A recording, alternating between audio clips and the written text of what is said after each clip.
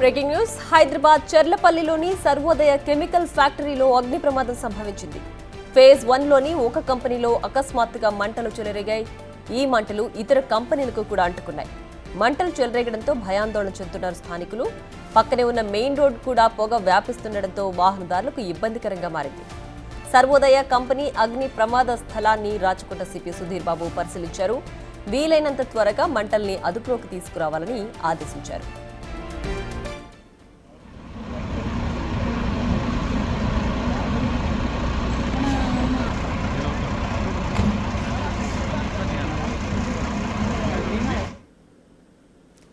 ఇక మరింత సమాచారాన్ని మా ప్రతినిధి సురేష్ లైవ్ లో అందిస్తారు. సురేష్, చెప్పండి, ప్రస్తుతం అగ్ని ప్రమాదం దగ్గర పరిస్థితి ఏ విధంగా ఉంది? మంటలు అదుపులోకి వచ్చాయా?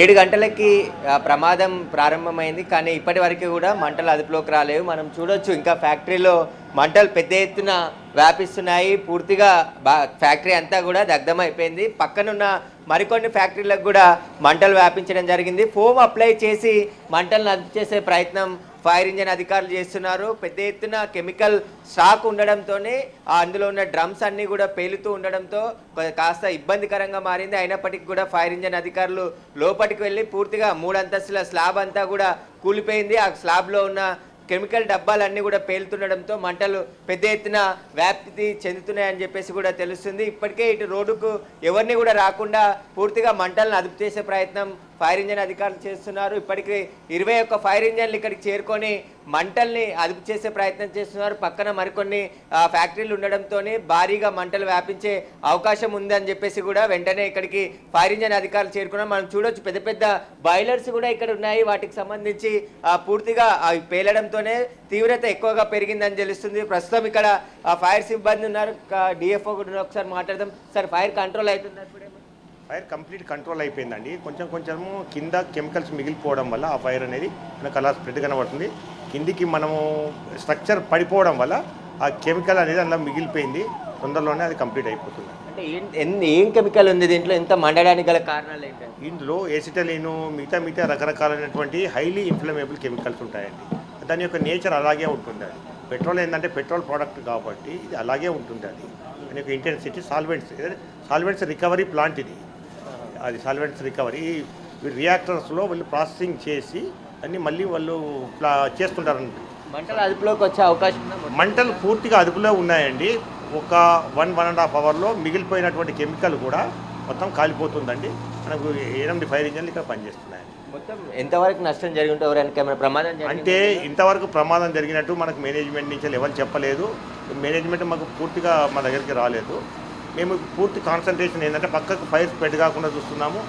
అలాగే ఈ ఫైర్ను తొందరగా ఆర్పడానికి మేము ప్రయత్నం చేస్తున్నాం. తర్వాత దాని యొక్క ఏం జరిగింది ఏమిటి ఇన్వెస్టిగేషన్ చేయడం జరుగుతుంది. లాస్ ఆఫ్ అనేది కూడా వాళ్ళ మేనేజ్మెంట్ నుంచి తీసుకుంటారు. కార్మికులు ఎవరన్నా ఉన్నారా? అది అంటే ఈరోజు ఇండస్ట్రీని క్లోజ్ చేశారు అని అంటున్నారు. కాబట్టి ఎవరు వర్కర్స్ లేరు, ఉండే అవకాశం లేదు.